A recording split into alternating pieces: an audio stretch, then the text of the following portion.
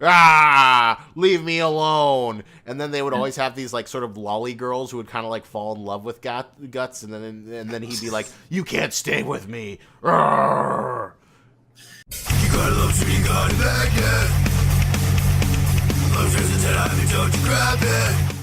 This video is brought to you by T-Blocks. Enjoy the content now, but stay for the shilling later. Welcome to Lobster Magnet and Friends. I'm here with my buddy, Goro Grigoro.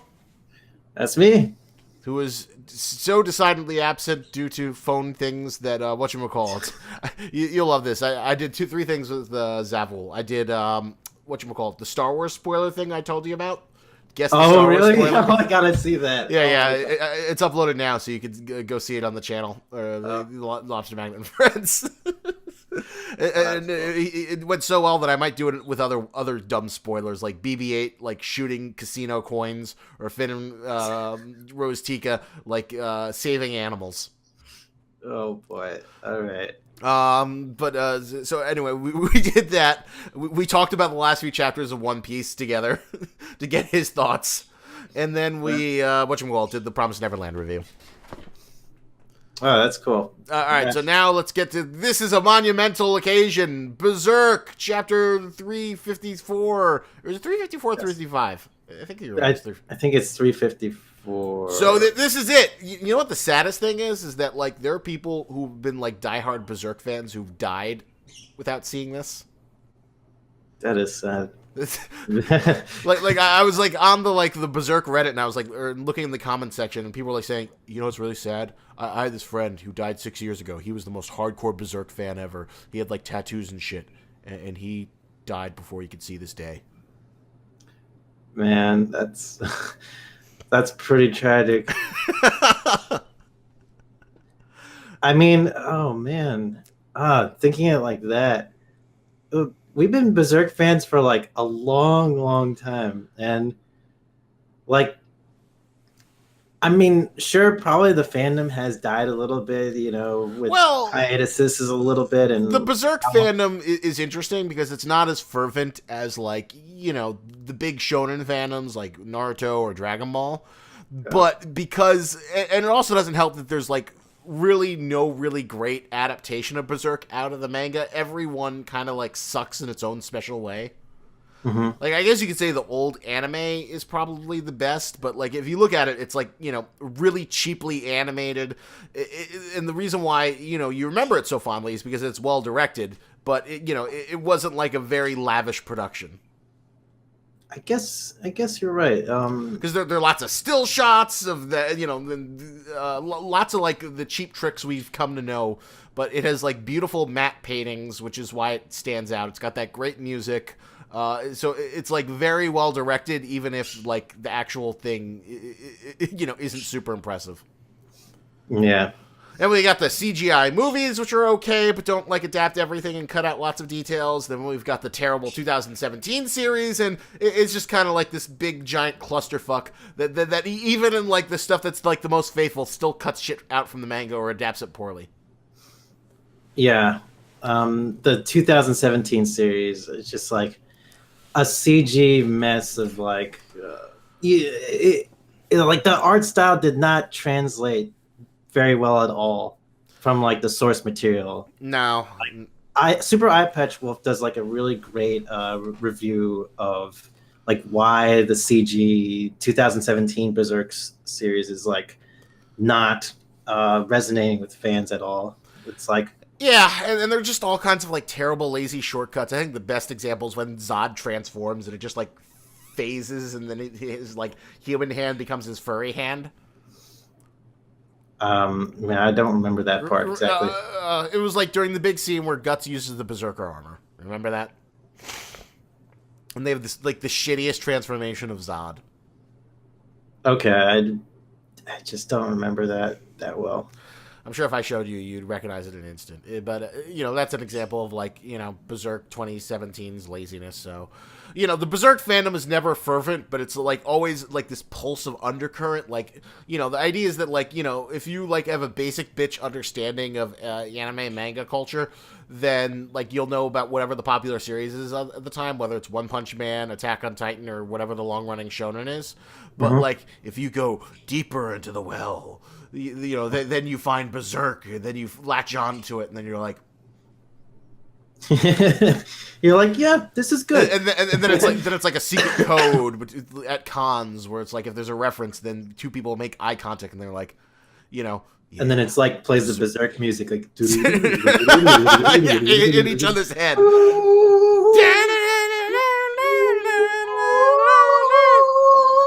Yeah, exactly. Oh, is that your like version of the?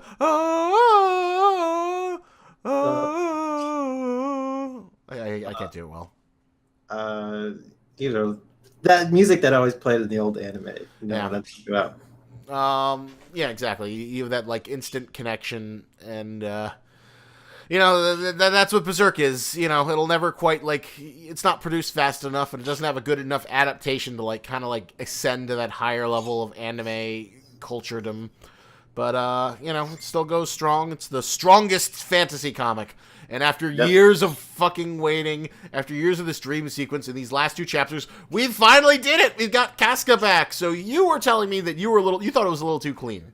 I do think it's a little too clean. I think it's just a little too convenient and clean that, it all wraps up after this last chapter. They find the fetus, like, like I wanted to see a little bit, at the very least, a little bit more struggle from Shriek and Farnese. I guess they could have been a little bit more traumatized by the eclipse, but honestly, like, we've been waiting for this so long that, like, I'm glad that we just finally got to the point that, like, we found the beating heart within the, malformed baby. I was reading this old interview. Apparently, like, Kentaro was saying that, like, a lot of Berserk isn't as planned out as well as you'd think, and that he kind of, like, does its stream of consciousness, and then just sometimes details line up a little bit. Interesting. I didn't know that much about his process to begin with, but it always seemed like he put a good amount of research in like it some always of the does. visual designs and everything, though. That is true. It always does feel like there's a lot of work that goes into the visual designs and all those aspects. Mm-hmm. So yeah, it's hard to think that he's like just winging it entirely. Maybe he's just like an Oda genius where he's like borderline autistic and he just like channels all of his instincts into art. Yeah, except he takes long breaks. So yeah, long breaks to make the strongest fantasy comic. But the big tension though is that they found Casca's heart, but it's got this thorny metaphorical thorns wrapped around it. And and then there was this big brief moment where they remember 100 chapters ago where the Skull Knight says, "What you want may not be what she wants." Yes, and that's a nice little. That's a nice little, potential prickly situation that might pop up later on, where it's like Casca is like, I don't want to be with you, Guts. I want to be with my, my child, the demon child thing. Like that. And I think that's kind of where Casca is leaning towards, because every time she sees that demon child, she's reaching out towards it constantly. Like she's like in the past, like she's been very not very connective with Guts, like she's been even afraid of Guts most of the time. Yeah, that is true. And that would be interesting that like they get her back, but then she like spurns Guts, which would be like so sad and tragic after everything they've been through, and everything Guts has been through to like bring her back. Yeah, it's something. The other shoe's going to drop. It's not going to be 100% happy. Like my theory is, I think she's just going to suffer from crippling PTSD. But she already has, basically, from all those chapters of her being like, I don't know. Maybe it'll go back and forth where like we get conscious Casca, but then every now and then she like reverts back to her like retard form, mentally handicapped form. Yeah, might want to use the the R word. Oh man, too when much did the R word get like so politicized? I don't know. just whatever. Anyway, um, How about what is Derpy Casca? She goes to Derpy Casca. Derp Casca? All right, that seems good. All right, so Derp Casca, like maybe we'll get like some bouts of like madness, like she'll be screaming a little bit incoherently and then like start to calm down and rationalize the situation. Like I think that's what's might happen at first. Well, one thing I'm kind of curious is, once Derp Casca is faded away, will real Casca recognize Farnze and Shirke from, like, the years they've spent, like, tending towards her? Oh, maybe she won't recognize any of them. That's a She won't good. recognize where she is. Yeah, that's a good question. Like, will she have the memories of all the time she spent, like, wandering around with Guts? Hmm. Because one of the best parts, one of the great parts of the manga is after he reunites with her, and then he's like dragging her around, and then he just becomes so frustrated because he has to fight like all the demons that are constantly harassing him, and then she's like constantly spurning him, and then he has like that deep dark desire that he just wants to like ravage her.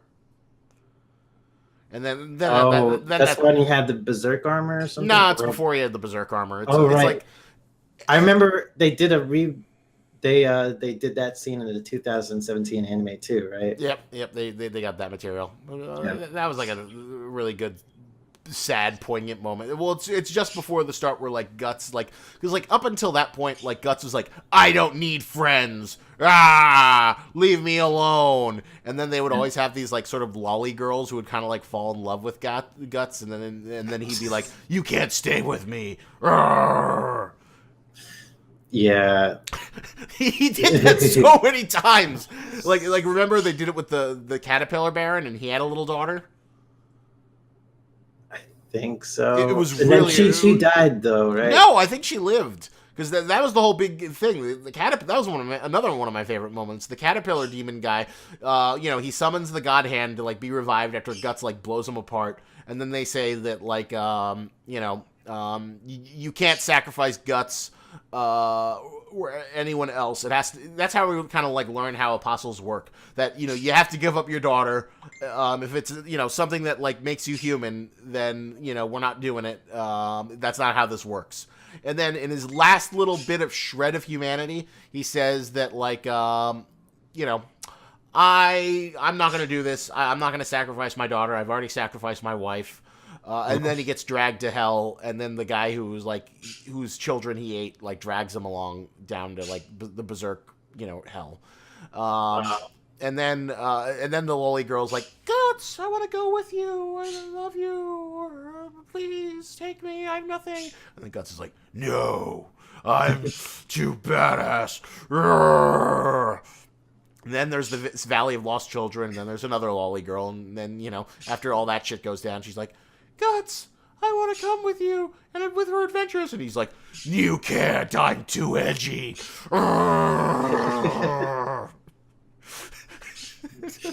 Yeah. Then she goes feeling slightly stronger for her experiences. And there might have been another girl in between there, but I think those are like the two primary ones. And then, the whatchamacallit, Shirke, who's like I'm the lolly girl with magic. And then Guts is like, you know what? Fine. Being too edgy hasn't helped me. I need someone to help take care of, Casca. Yeah.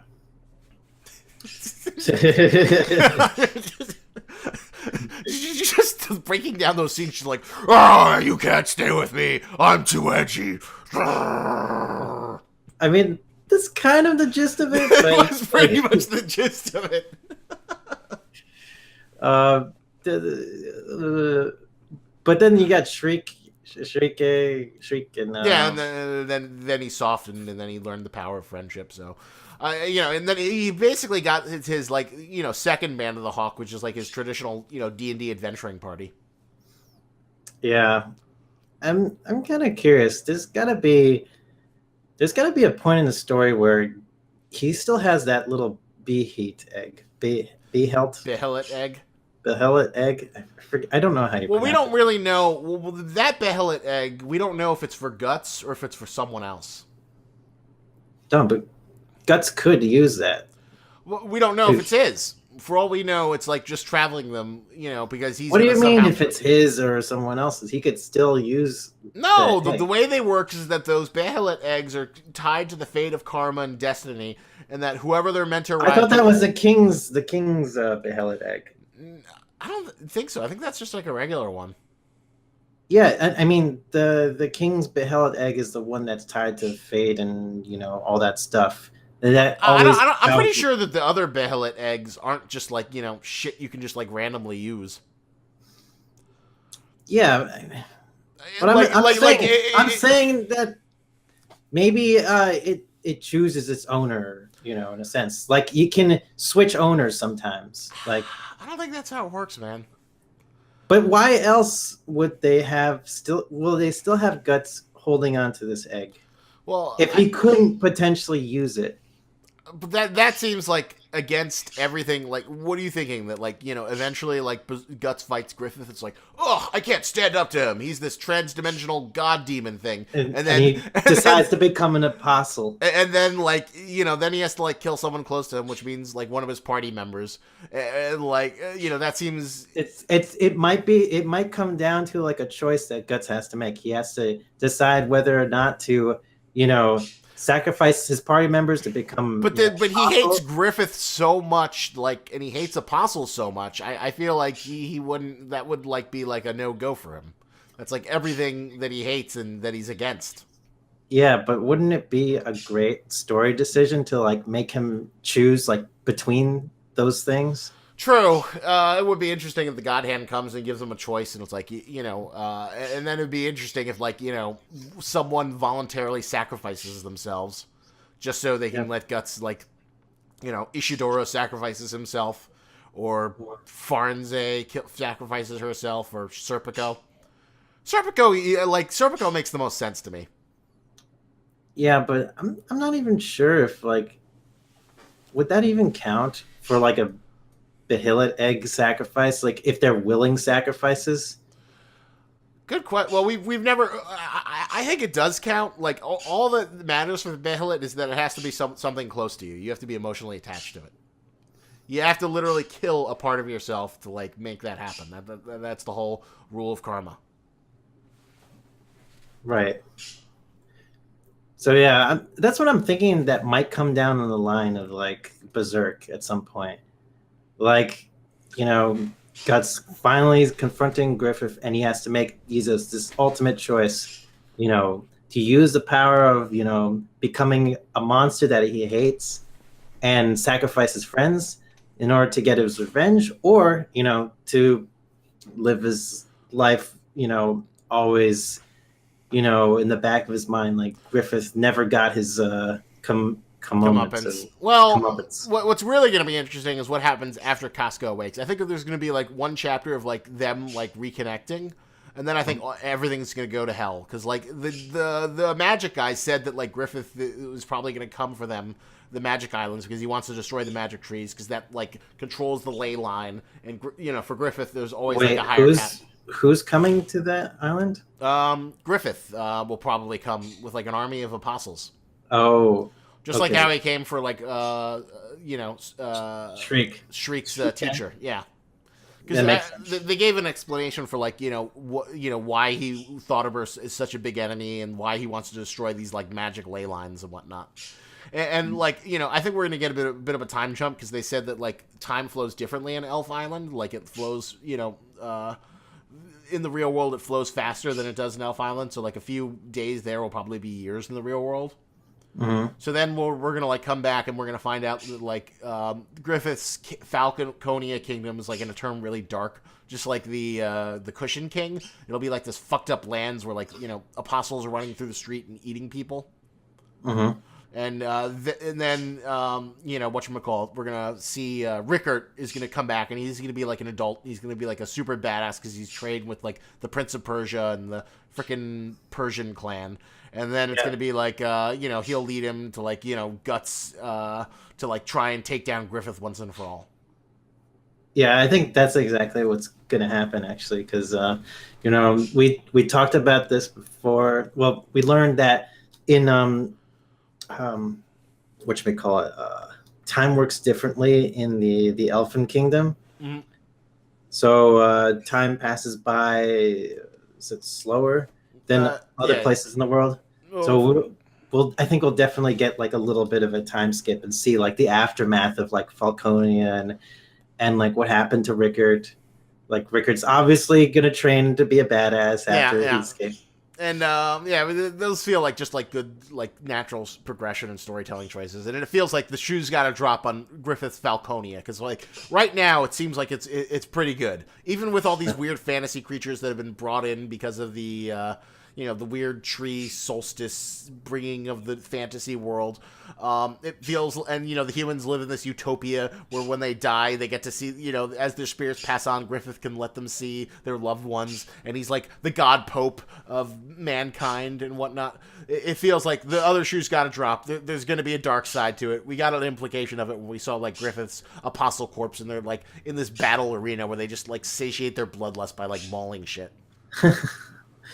Yeah, that's interesting. I wonder if like the Berserk guy is making some kind of like commentary on like society itself. Like, Well, I think the most interesting ending would be like if actually Griffith is a really good and just and kind ruler, and then Guts has to like make the greater decision if he's gonna like kill Griffith and make like everything miserable for everyone else, or if he's gonna like just try and see if he can let it go.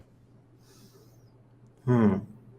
Um, yeah, and I already think like that's kind of what was been building up, but I mean, at the same time, it's like, Well, that's what's been built up, but like I said, if this other shoe drops and we learn that the Falconia is like this fucked up, horrible apocalypse, kind of similar to how like the capital was when the Cushions were running it, where they were like beasts running and eating people, and then they like all these impregnated women were like put into this like freaking giant womb thing that would cause like a demon child thing to burst out of it. Then then that won't be possible. Then obviously, we got to stop Griffith, which would be the more conventional choice versus everything's actually good. yeah, but it's interesting. There's just several directions this story could take place, and I think I would like, um, I would like it to be, not as a cliche as, is a straightforward fight between good and evil necessarily. I want it to be like a little bit A little bit more rare. morally ambiguous. Yeah, but Yeah, that does feel like having just like a clash in story revenge feels like a little bit too cliched for Berserk, and Berserk does really well by like subverting those kind of like standard fantasy tropes and cliches.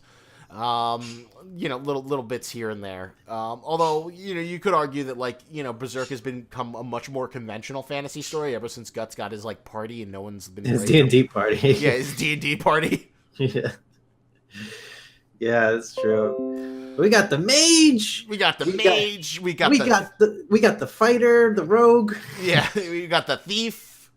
We got all that shit. We got the young sorceress apprentice. Yeah, we got our D&D party. We got our stats rolled up. We got our character sheets. Let's knock it out of the park. Yeah. But what was I gonna say? It's fighting. You might have been thought it ended too tightly. I'm just glad that we've like finally like gotten past this. One, we're gonna get a big payoff we've been waiting for years. Two, we're gonna like move the story on to like its next big chunk. I mean, in some ways, I agree. I just wish like during the whole course of that dream arc, I wish there was like just a little bit more of a like. It feels like the stakes were like higher. There's like there was dire consequences of Well, they had the classic "you die in the dream, you die in real life" thing. I know, but like Shrike and Farnese kind of like got through the whole thing unscathed, really. What were you expecting? Like, a demon thing comes and rips off Farnze's arm or some shit? Well, here's a good question. Like that, maybe. Shirke has been like pretty much unharmed for like everything. even though it feels like she's kind of a glass cannon. That like Yeah. you want to see Shirke get like beaten up. You want Like, to see poor little. what if Shrike was like trapped within the dream realm while sacrificing herself to save Casca? Hmm. Wouldn't that be kind of cool idea for like how to progress that story? Yeah, that'd be interesting, but then they'd be like, Casca would be like, oh, well, now we gotta go to the dream world to unlock Shirke, because Shirke is, like, unconscious. Well, maybe they'll like discover that Shirke is like no more. She'll have like an off-screen death, sacrifice herself just to get Casca out there. I think that would have been like a good story decision to like sacrifice, Farnese or Shriek. Yeah, Or that's interesting. I guess your idea is that, like, you feel like they didn't struggle enough, or it feels like there should have been a consequence. But, we're going to find out if there's a consequence in the next chapter. If, like, Casca, like, has horrible PTSD or just, like, spurns guts. like what if like Griffith's hawk like thing in Casca's dream like permanently scarred them or something like that? I think that would have been another good choice. Like Mm. it permanently scars them, and then they endure some of Casca's madness or something like that. Like what? Somehow, like oh, this is your rape trauma. We're gonna endure it and take it on for you, and like some sort of like grief counseling analogy that only in fantasy terms. I suppose so. Yeah, it's like sort of like transferring some of the trauma over to those two, Farnese and Shriek. So then maybe they'll like maybe one of them becomes like a vegetable or something like that, or I don't know. Maybe not both the vegetables, but like they go slightly mad or something like that. Maybe. Although they seemed to deal pretty well once they saw like the clip scene. I thought that was going to be like more of a bigger deal, and then Shirky's like, "Oh, I saw a little bit of this. I was prepared." And Farnsey just, I guess, she's seen enough rape demons. She's kind of like, "Oh, I guess I could see that would, I I kind of I was kind of hoping it would like mentally damage Shriek to see that kind of stuff because she is like a little kid, right? yeah, she's supposed to be." But like, if she sees imagery like that, like it scars little kids. I think it should scar them, to see something like the end of the old anime and the old Berserk anime. I think that would scar a child. Well, I don't know. This is a child who's seen some shit, man. She's been around the block. Magical shit, but like yeah, she's seen death and destruction. She I went guess, into like the troll thing where women were forcibly dragged, impregnated, and then had little troll babies burst out of them like alien chest bursters. Okay. I think when you see that, like, anything's game. I guess so. I guess so. I guess so. Like, I think that mentally prepares you for just about anything else that the God Hand could deliver. By the way, do you think the troll arc should have went a little bit longer in the 2017 anime? Yeah, it did feel like they went through it like pretty quickly, especially when they went to the other dimension. That was like an entire volume that they just blasted through in one episode. Some ways I can't believe that was like a whole volume of Berserk, like just them fighting trolls, and it was still like it's still kind of fun and entertaining to like see them like as a battling party like go through fighting trolls, even though it didn't really have like a huge consequence in the story. Nah, it was just sort of like a fun sort of like, let's see the new team together now that they're all together, and like, how they react to all these crazy fucking monsters. Yeah. It had that weird sort of like video gamey story progression feel, where it was just sort of like, this is a challenge, this is the defend the location objective, and the story was just sort of how they came and up against that challenge. Yeah. So what would you rate these two chapters? There were two chapters? Yeah, there was this one, and then there was last week one we didn't get around to reviewing. We didn't review that one? No, we didn't. That's why it's technically a 2-chapter review. It was the one before this. Yeah. Yeah. I guess, like I said, it felt a little bit too convenient. I mean, I like in the previous chapter, not this week's, but was it last week's? Yeah, or just the last one, because I think it's bi-weekly right now when it's, Berserk's, going on. Right. I liked it when Shriek's teacher came out of the hat and like helped them. I like the Farney's using the little stone statue head of like her old like preacher dude of Mazagus, everyone's favorite Berserk villain. I like how that became useful, and it felt pretty satisfying them using like some of their old teachers as a way to like guide them to. Oh yeah, that is true. That was a nice little analogy. Each one uses their sort of like old mentor figure to like guide them to the new thing. Yeah, that's what's been really interesting about this whole little dream arc. It feels like the new Berserk. It's very symbolic of so many different things. It's definitely been like new Berserk versus old Berserk. Clashing together, where we have like all of the new Berserk imagery is used to fight against the demons of old Berserk to finish the goal of getting to Casca. Yes.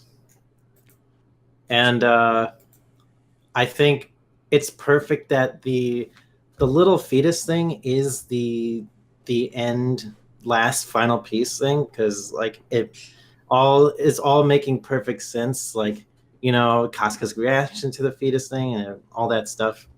Beautiful. That should be the final bit of her conflicted heart, and that they like put in to reform the doll. Yeah, so I think the last chapter is actually stronger than this current really chapter. Even though this one is like the big like final component where they like get the last piece and they put it in there, and then there's like a these thorns, we can't get it. I was really happy, and then her eyes open up, her goddamn eyes. Yes, I liked all that, except just there was no like big consequences for Shriek and Farney's, and I was hoping something like bad would happen to one or both of them. Well, here's a good question: if my prediction holds tight, and then like Griffith's evil demon army attacks like the Witch Island or Elf Island, you want something bad to happen to them then? Maybe, but let me think. So. Last chapter, I'd say pretty good chapter. I give it a solid 8. Yeah, I agree with that. I give it an 8 too. But this chapter, maybe like 7. 7 for me. I'd give it a 9.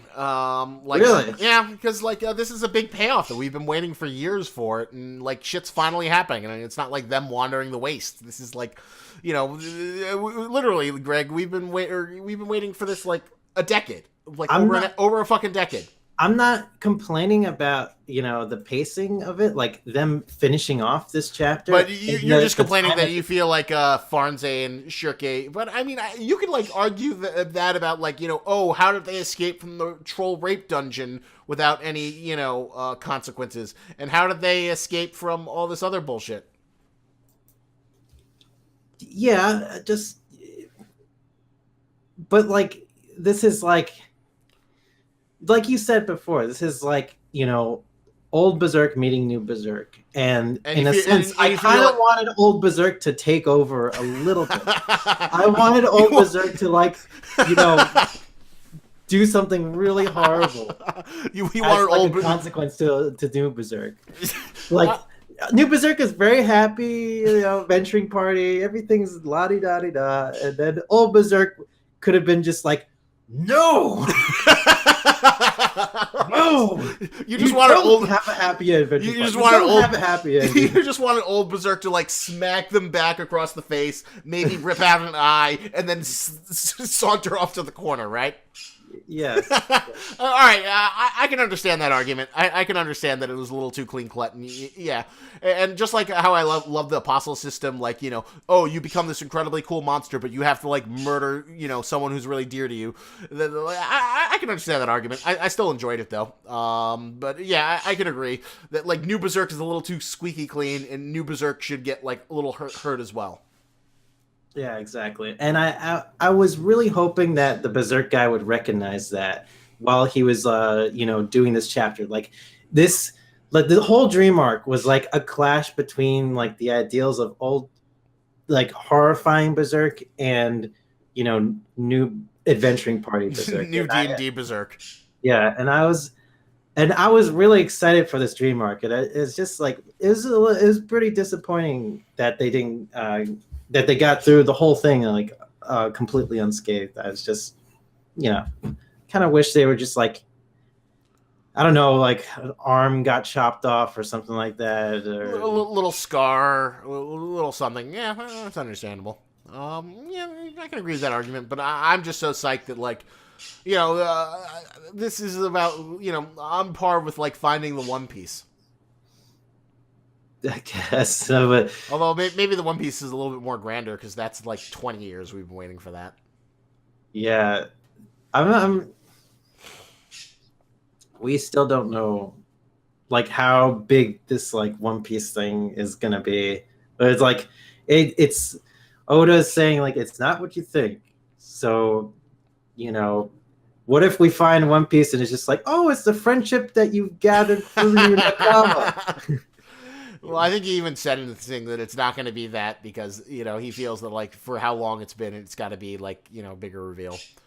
My thinking is that'll be some crucial thing that'll like tie the history of the Void Century, and then we'll learn that like it was like this thing that like Roger left behind that the world government wanted to forget, that'll tie to the ancient kingdom and be like their technology and legacy and why the world government thought that they were so dangerous.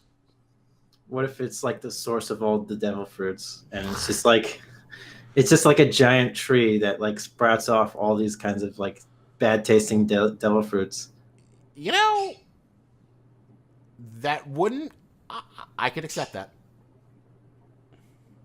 Yeah, I'm just spouting out ideas. I don't really know. I don't know. That out of all like some terrible ideas you come up with, that is actually a pretty good one.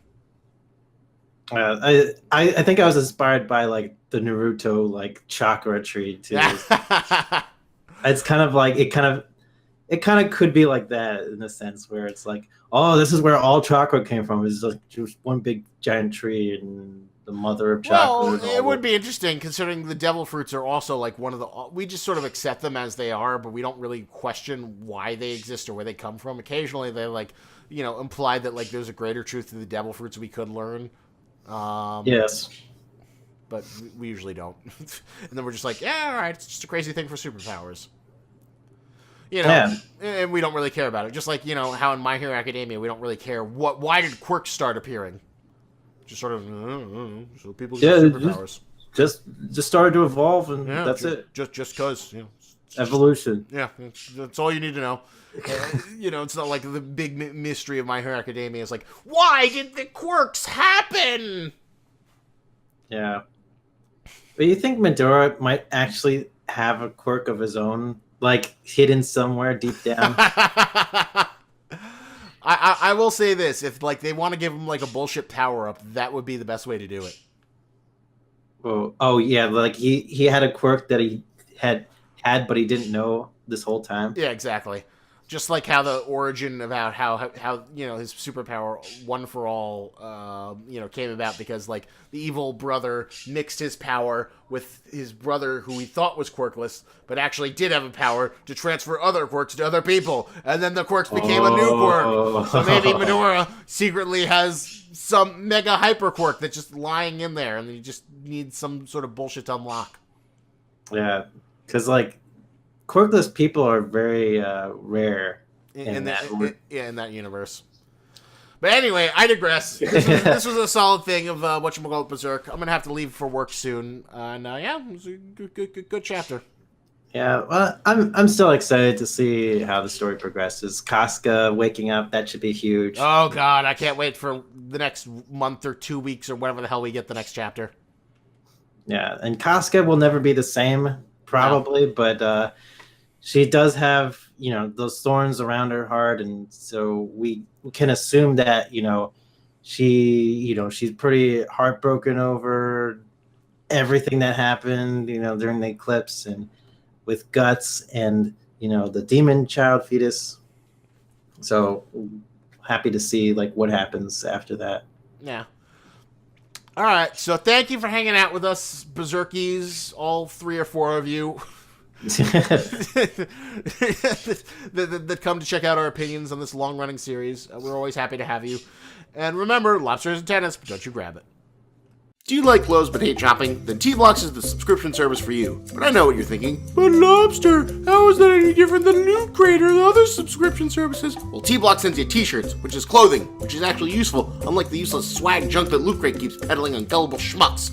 And this isn't just knockoff brand crap. T-Blocks hooks you up with licensed shirts for all the stuff you love, because you need clothes. How else are you going to keep your puny human man flesh protected from the elements? T-shirts are useful for any occasion. Wear them, give them to friends, give them to enemies, knit them together, make a quilt. T-shirts are life. And you know the best part? It'll only cost you $6.99. That's right, you can get 12 shirts sent to you for once a month for only $6.99. And you know what? If ultra cheap licensed goods are too basic for you, then there's also the Community T-Block set, which features original designs from the best up-and-coming artists, so you can keep that hipster street cred. But I'm here to save you even more money! Use the code LOBSTERTBX at checkout, and you'll save 10% on any order. Be a t-shirt wearing god amongst mortals. Use the power of the most expensive seafood to get you the cheapest t-shirts now!